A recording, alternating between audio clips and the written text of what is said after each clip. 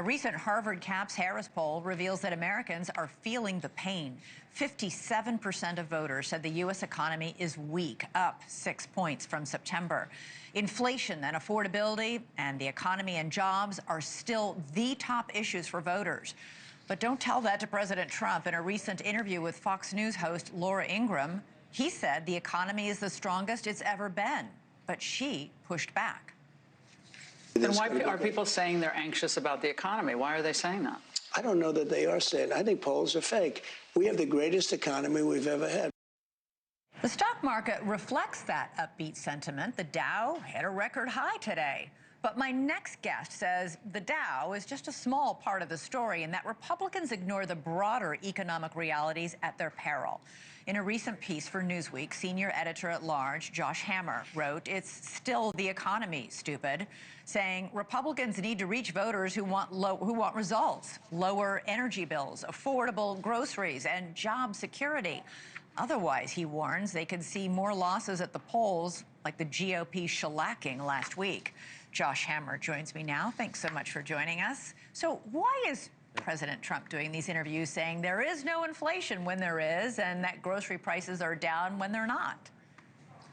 Well, it's not a good look, candidly, Elizabeth, and I say that as a conservative. I say that as someone who has voted for Donald Trump for president numerous times, but he should not be just in flat-out denial of what the American people are saying. Frankly, he's sounding here a lot like Joe Biden, actually, right. if I may actually say that. Joe Biden actually denied over and over and over again that they said, oh, the structural features of the economy are actually sound. Inflation is transitory. We heard over and over again, and it turns out it actually wasn't that transitory, and the Democrats ultimately paid the price there. And my warning in this column, and Laura Ingraham doing a good job pushing back there, I think many of us are now warning that this is a big deal, that this is a really big deal. The Harvard poll that you just showed accurately reflects that affordability, inflation, stagnant wages, stubbornly still too high inflation, around 3%, above the Fed's 2% target.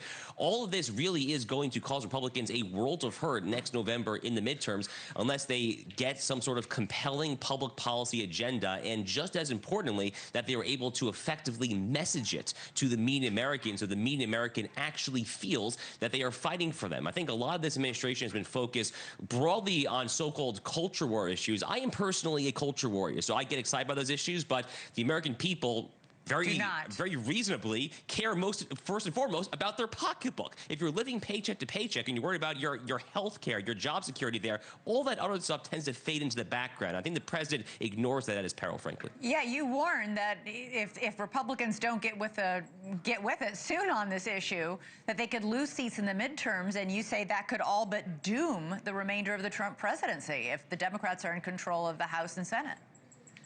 So Republicans, the reality is they're already swimming upstream, so to speak, for the fall 2026 midterms for the very simple reason that, historically speaking, the first midterm election in a presidential term almost always goes against the incumbent party in the White House. There are some very rare exceptions, but that is very much the broader rule. So they're already in bad shape here, given the fact that there's a very narrow majority and that historical reality. So they better get their act together on the economy ASAP. I'm not saying that you slow down when it comes to the other issues. I'm not saying that you tell Tom Homan to stop the deportation operation or any of that there. I'm saying that when it comes to the day-to-day, here's the morning memo, here's what we're going to do today here. Think about what you can do to improve the cost of living and the affordability, the job prospects, and the health care security of the American people. I think if they do that, there's a chance to salvage the House next fall. Now, Trump right now is meeting with the heads of several big banks. These big banks have actually been warning that the economy is not in good shape, that the stock market's overvalued, hit a record high today, that there are warning signs of a looming recession. Maybe they'll get through? I mean, what do you expect to happen? Because they're not on the same page as President Trump, at least Trump publicly. So, look, I'm not a Wall Street analyst. I will say that we've heard these rumors about an impending recession for some time now, and thus far it has not happened, at least when it comes to the market. But I think the more important point is this, Elizabeth, is that for whatever reason, and we can debate what the reason is, a lot of Americans are not feeling that. They're not feeling the actual high in the Dow Jones or the NASDAQ or the New York Stock Exchange or whatever there.